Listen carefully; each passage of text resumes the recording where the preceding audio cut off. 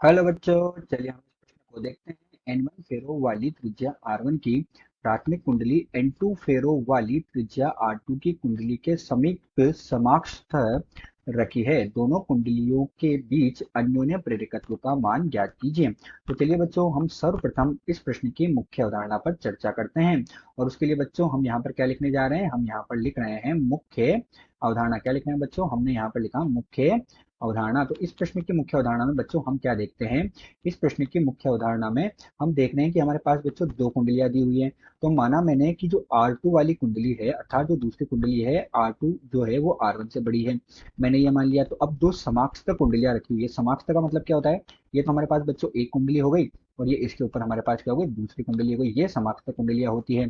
तो हमारे पास क्या है बच्चों? जो बाहर वाली कुंडली है इसकी त्रिज्या तो है R2, और जो अंदर वाली कुंडली है इसकी त्रिज्या मैंने क्या मानी बच्चों? R1 अंदर वाली कुंडली की त्रिज्या मैंने मान ली। और इनका केंद्र क्या है बच्चों? मेरे पास O जो है इनका केंद्र है। अब क्या होगा बच्चों कि जब मैं अंदर वाली कुंडली में धारा प्रोवाइड कर रहा हूं, मैंने क्या किया? अंदर वाली कुंडली में धाराएं प्रोवाइड की। माना मैंने अंदर वाली कुंडली में फेरों की संख्या N1 है और बाहर वाली कुंडली में फेरों की संख्या क्या है?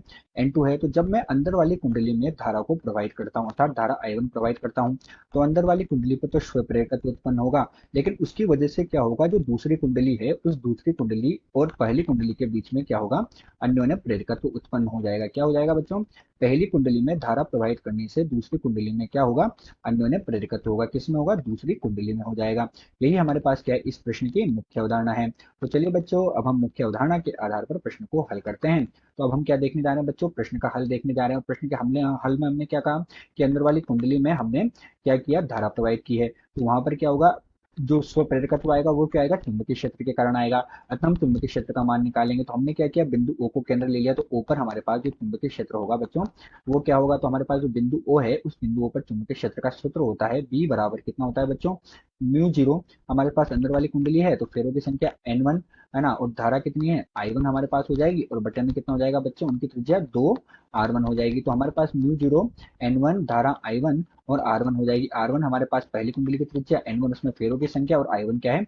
धारा का मान है। तो बच्चों हमारे पास जब B जो है ये एक समान हो जाए, अर्थात हमारे पास जो चुंबकीय क्षेत्र है, अगर चुंबकीय क्षेत्र एक समान चुंबकीय क्षेत्र हो, जब भी हमारे पास चुंबकीय क्षेत्र एक समान चुंबकीय क्षेत्र होता है, तो हमारे पास जो चुंबकीय फ्लक्स होता है उस चुंबकीय फ्लक्स का मान क्या होता है बच्चों? तो हम दूसरी कुंडली में चुंबकीय फ्लक्स देख रहे हैं। तो दूसरी कुंडली में हमारे पास चुंबकीय फ्लक्स का मान क्या होगा बच्चों? चुंबकीय क्षेत्र एक समान है तो B ये अधिस गुणा हो जाता है A के साथ। और हमारे पास A क्या होता है बच्चों? यहाँ पर क्षेत्रफल होता है। तो A क्या है बच्चों? यहाँ पर क्षेत्रफल है। अब इस क्षेत्रफल का मान कितना होगा बच्चों? तो हम दूसरी कुंडली की बात कर रहे हैं, तो पाई R2 इसका वर्ग के बराबर हो जाएगा। अतः हमारे पास जो दूसरी कुंडली है उस दूसरी कुंडली में फ्लक्स का मान कितना होगा बच्चों?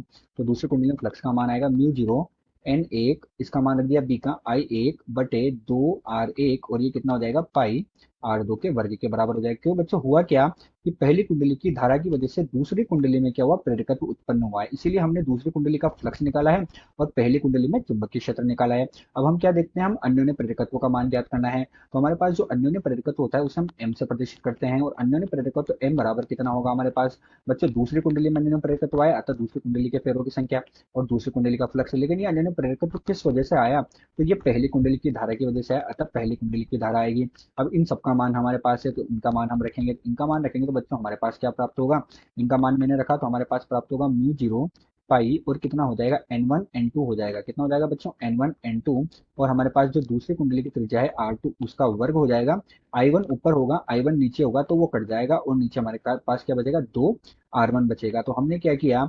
इसमें फाई 2 का मान रख दिया, और फाई 2 का मान रखने पर हमें अन्योन्य प्रेरकत्व का मान प्राप्त हुआ। अतः दिए गए प्रश्न में हमें अन्योन्य प्रेरकत्व का मान म्यू जीरो पाई N1 N2 R2 का वर्ग बटे 2R1 के बराबर प्राप्त हुआ।